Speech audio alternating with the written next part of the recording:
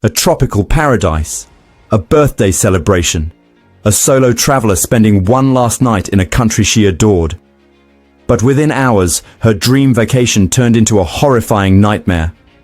This is the tragic story of Carla Stefaniak, the American woman who vanished in Costa Rica, only to be found under disturbing circumstances.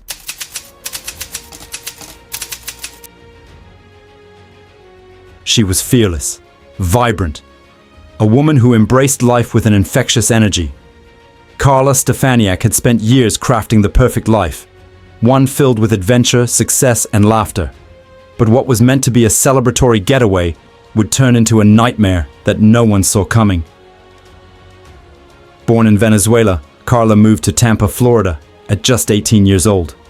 She was young, ambitious, and ready to build a life of her own. Florida's warm sun and lively culture suited her perfectly. Over the years, she settled in Hallandale Beach near Miami, where she thrived as a successful insurance agent. But work was only one part of Carla's story. Her true passion? Travel. A seasoned traveler with a deep curiosity for the world, Carla documented every adventure, each trip becoming a story shared with thousands on her travel blog and social media. Friends described her as the kind of person who turned strangers into friends. She loved animals, fashion, and the thrill of new experiences. But more than anything, she loved celebrating life.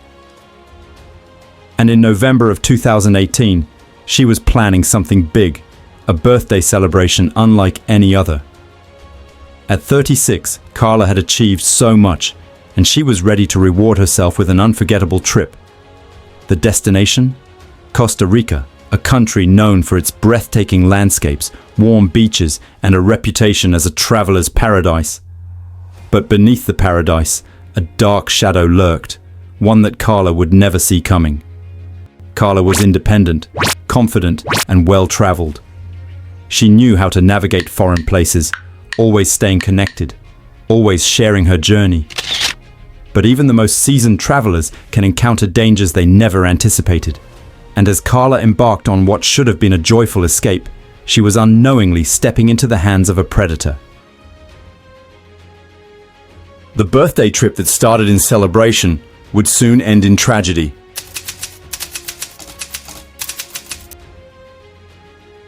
Costa Rica, a paradise of lush rainforests, golden beaches, and endless adventure. For Carla Stefaniak, it was the perfect destination to celebrate her 36th birthday, a tropical escape shared with her sister-in-law, April Burton. The two women arrived in the country on Thanksgiving Day, November 22nd, 2018, ready to soak in the sun and create unforgettable memories. From the moment they touched down, Carla and April wasted no time diving into the experience. Their days were filled with sun-soaked beaches, exploring hidden gems, and indulging in the country's vibrant culture. Social media captured their adventure. Images of them lounging on beach chairs, wading through crystal-clear waters, and laughing over delicious Costa Rican cuisine. They even dared to take on surfing lessons, embracing the spirit of adventure that Carla loved so much. Carla had booked a hotel room at the Villa Buena Vista Resort, nestled in the scenic suburb of Escazú, just outside of San Jose. The trip was everything she had hoped for. Warm, exciting, and full of joy. But then, the journey took an unexpected turn.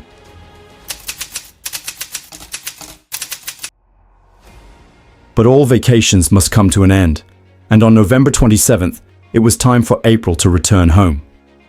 She had work commitments in the US, and an earlier flight meant she had to leave Costa Rica a day before Carla. But Carla wasn't ready to go. She wanted one more day, one last night in paradise before heading back home. After dropping April off at the airport, Carla wasn't ready to sit in a hotel room. Instead, she asked her Uber driver to take her on a private tour of San Jose, Costa Rica's lively capital. The day was hers to explore, and she did just that, taking in the sights, soaking in the atmosphere, and making the most of her final hours in Costa Rica. But as the evening approached, Carla had to check into a new hotel for her last night in the country. Rather than staying at a big resort, Carla had chosen something smaller, something quieter. She had booked a room at Villa La Mas, a modest Airbnb rental near the airport. A convenient choice for an early flight the next day, or so she thought. It seemed like a perfect plan. One final night to unwind before heading home. But what Carla didn't know was that this choice would be the most dangerous one she had ever made. The adventure was over, and the nightmare was about to begin.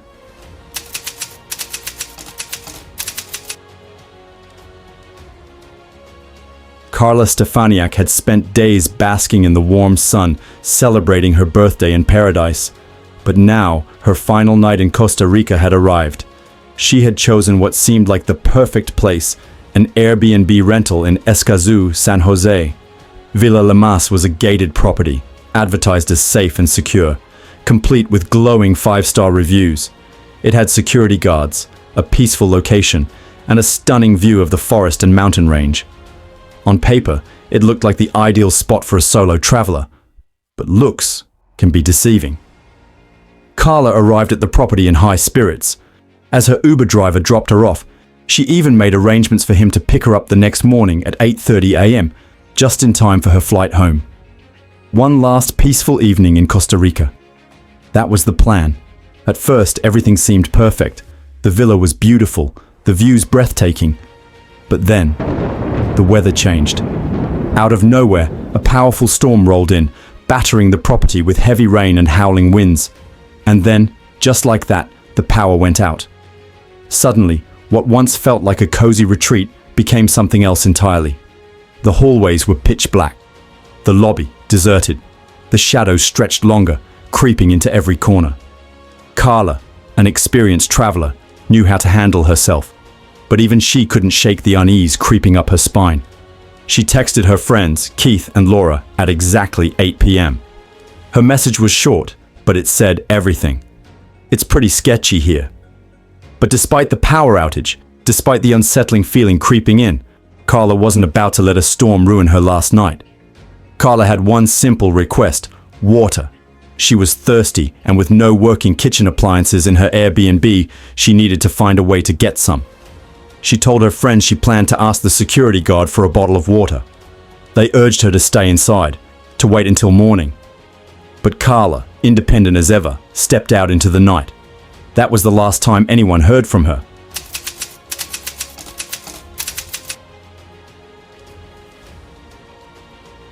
Carla's phone went silent after 8 p.m. No more messages, no more posts. She had always stayed connected, always shared her whereabouts. But now, nothing.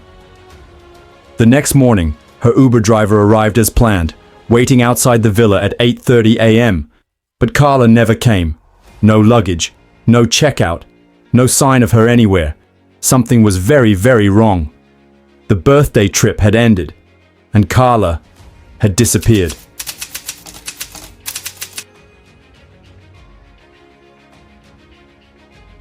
The morning of November 28th, 2018, should have been a day of celebration. It was Carla Stefaniak's 36th birthday, and she was supposed to be on a flight home, surrounded by family and friends, ready to continue the festivities. But Carla never boarded that flight. And the silence that followed was deafening. Meanwhile, back at Villa La Mas, the staff continued their daily routine. A housekeeper, Carla Gonzalez, entered Stefaniak's room to begin cleaning. The security guard had told her the room had already been vacated. But something felt off. Later, Gonzalez would recall that the room was suspiciously pristine, almost as if someone had tried to preserve it. But at the time, she dismissed her unease. Guests leave in a hurry all the time, right? And besides, it was an easy cleanup. By that afternoon, new guests checked into the very same room where Carla had spent her last night. Unbeknownst to them, they were stepping into the scene of a crime. Back in the US, Carla's loved ones were growing anxious. She was supposed to land in Miami that afternoon, but when her friend arrived at the airport to pick her up, Carla was nowhere to be found. They checked with the airline. Carla had never gotten on the plane. At first, maybe there was an explanation. Maybe she missed her flight. Maybe her phone was dead. But as the hours passed and Carla failed to return calls or messages, even as Facebook flooded with birthday wishes, a chilling realization set in. Something was wrong. Very wrong.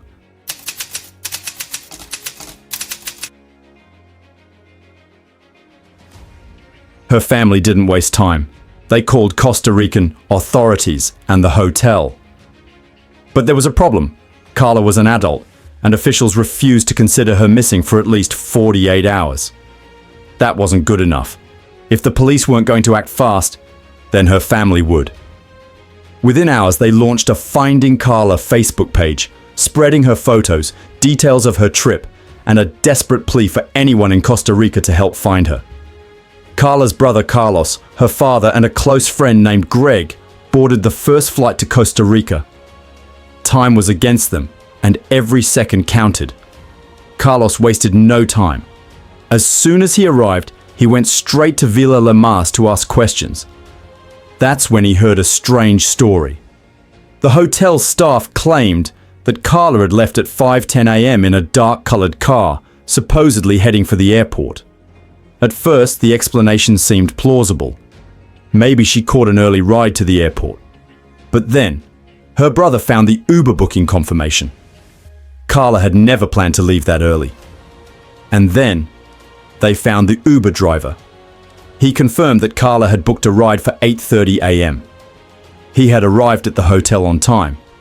But Carla never showed. Instead, a security guard came out and told him she had already left at 5 a.m. This was not just a miscommunication.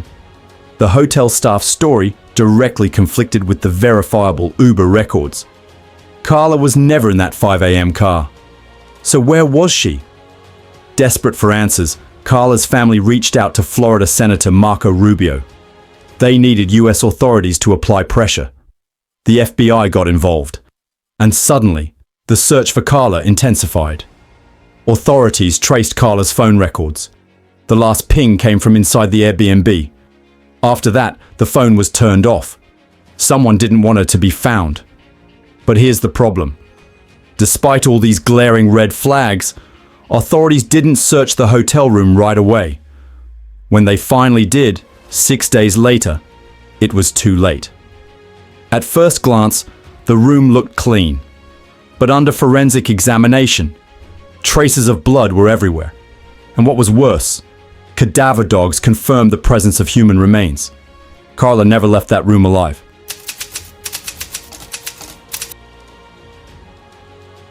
For nearly a week, Carla Stefaniak's family held on to hope. Hope that maybe, just maybe, she was out there somewhere, waiting to be found. But on December 3rd, 2018, that hope was shattered. The search had been relentless. But 6 days after Carla vanished, authorities made a grim discovery. In a secluded wooded area about 400 yards from her Airbnb, investigators found a body, wrapped in plastic and partially buried beneath dirt and leaves. It was clear. This had been no accident. Someone had tried to hide her.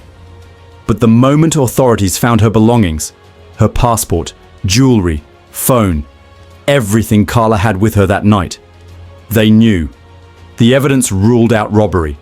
Whoever did this wasn't after money or valuables. This was something far worse. News spread quickly, but for Carla's family, the nightmare wasn't over. Despite police confirming the discovery to the media, her loved ones weren't allowed to see the body. For days they waited. And when the time finally came, nearly 3 days later, it was Carla's father who had to make the heartbreaking identification. The confirmation was now official. Carla Stefaniak was gone.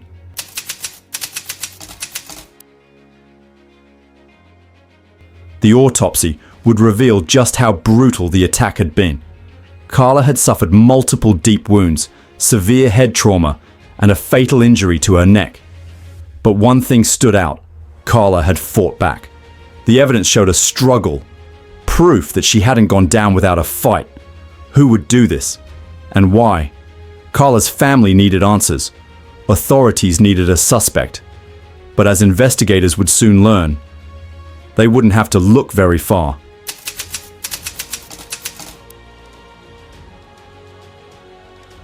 With the shocking discovery of Carla Stefaniak's remains, the search for answers took a new urgency. Investigators needed to find out what happened that night, and who was responsible. But as they retraced Carla's final moments, one name kept surfacing. The name of someone who had been right next door the entire time. The security guard on duty that night was Bismarck Espinosa Martinez, a 32-year-old worker originally from Nicaragua. He had taken a job at the villa through a family connection, a housekeeper named Carla Gonzalez, who had helped him find work. His assigned room? Right next to Carla Stefaniak's. To any guest, a security guard stationed nearby would feel like an added layer of protection. If Carla needed help, or even just a bottle of water, this would be the person she'd naturally turn to. But what if the person meant to ensure safety was the very one to fear? Authorities questioned Martinez on December 4th, just one day after Carla's body was found. His story, however, raised more questions than answers. He claimed that Carla had left the villa at 5 a.m., heading for the airport. But there was one glaring problem. Security footage showed no trace of her ever leaving. And then, there was the forensic evidence. Bloodstains were discovered inside Carla's room. Whoever was responsible for this crime had been inside, and Martinez had access to every guest's room.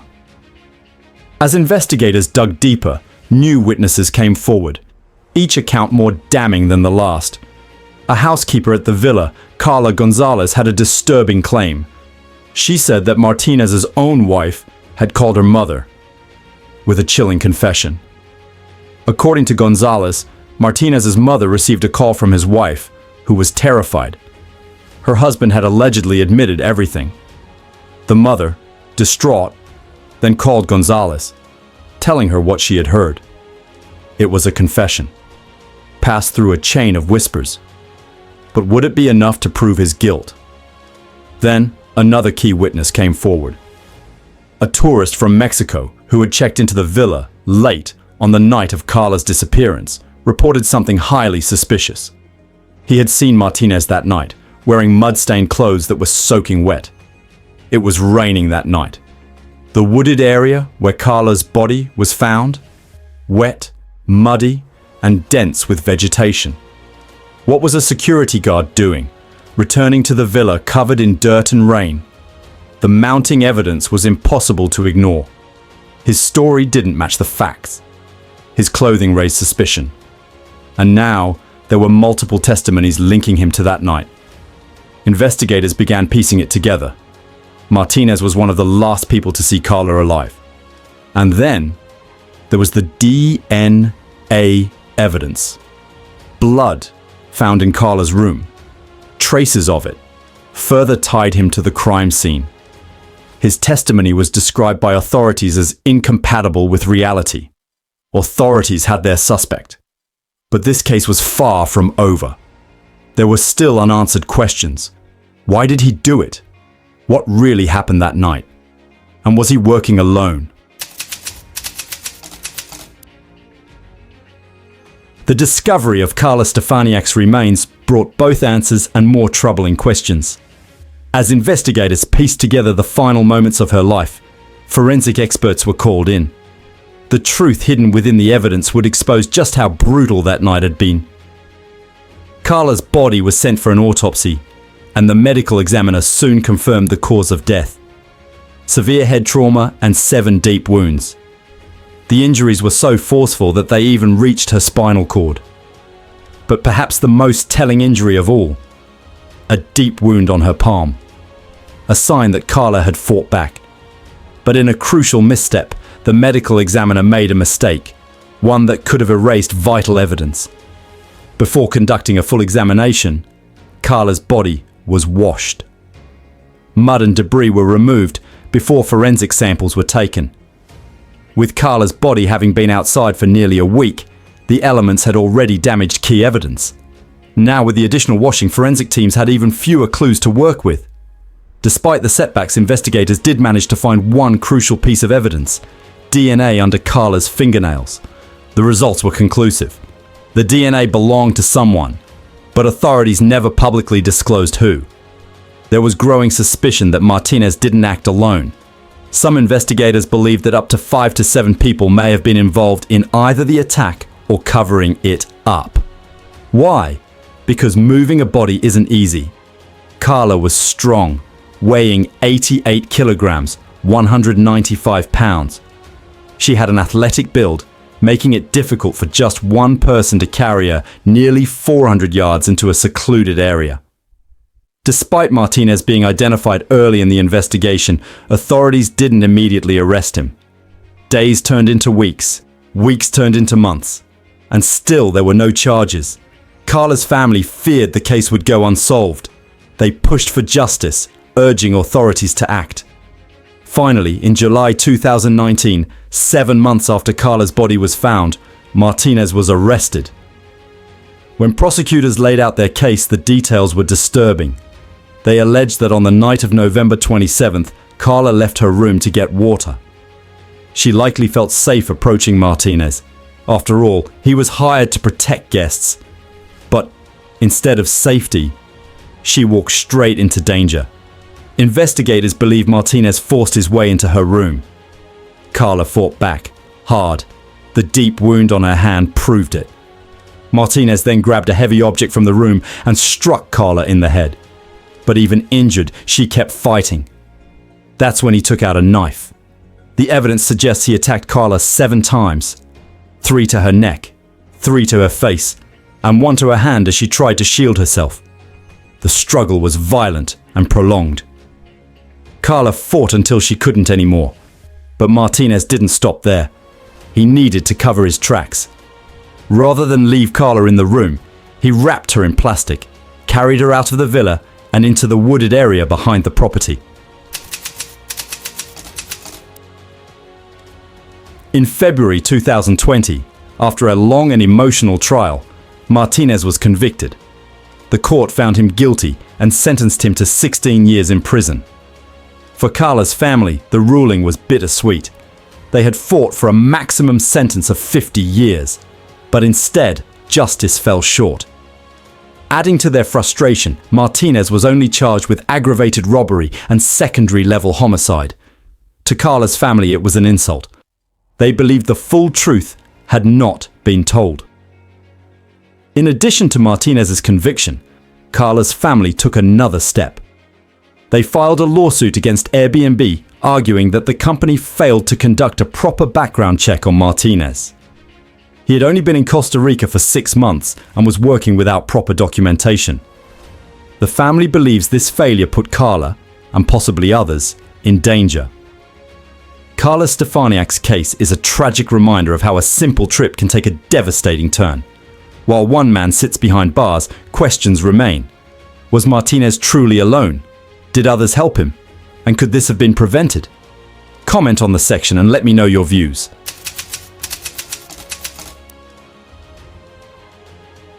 Now that we've laid out the details of Carla Stefaniak's case, let's talk about it. Let's break it down.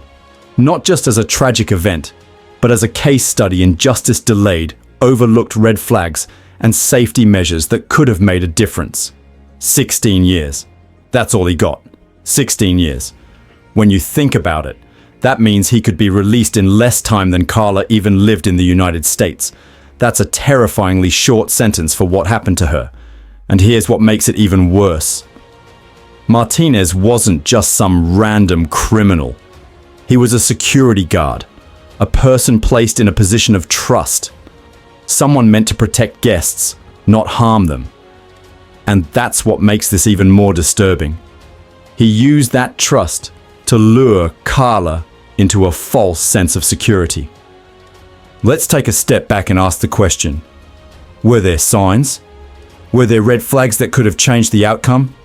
Because looking at the details now, there are several things that should have raised alarms, but didn't. Red flag number 1. Martinez wasn't legally employed. He was in Costa Rica illegally and working security without proper documentation. How was he even hired? Red flag number 2. Background checks weren't conducted. Neither the hotel nor Airbnb had vetted his past. There was no record keeping of who was responsible for guest safety. That's a massive oversight. Red flag number 3. The hotel security system was unreliable. No cameras covered the exits. No security footage could confirm whether Carla ever left the premises. That allowed Martinez's lies to go unchecked for too long. Red flag number 4. His statements kept changing. Martinez gave multiple conflicting accounts of Carla's whereabouts. A clear sign of deception. Red flag number 5. The delay in getting a warrant. Authorities took 6 days to properly search Carla's room. By then, evidence was lost, cleaned away, or degraded beyond use. If there's anything we can take away from Carla's story, it's that safety should never be assumed. Whether you're traveling alone or with friends, there are steps you can take to protect yourself. Tip number 1. Always research accommodations. Check reviews. Look up security measures. Avoid places with poor lighting, no cameras, or remote locations. Tip number 2. Keep your location shared. Regularly update family or friends with your whereabouts. Use tracking apps if necessary. Tip number 3. Trust your instincts. Carla felt uneasy. She even called her friends and said the situation seemed sketchy. If something feels wrong, listen to that feeling. Tip number 4. Be careful who you trust. Just because someone wears a uniform doesn't mean they're safe. Always verify identities and avoid isolated conversations with strangers. Tip number 5. Have a backup plan.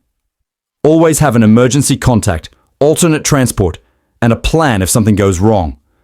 So, now that we've broken it down, what do you think? Do you believe Martinez acted alone? Was 16 years enough? Could this have been prevented? And most importantly, what lessons should we take from Carla's story? Now, we turn it over to you. What do you think? Was justice served? Should Martinez have received a longer sentence? Do you believe there were other people involved? And what lessons should travelers take from this case?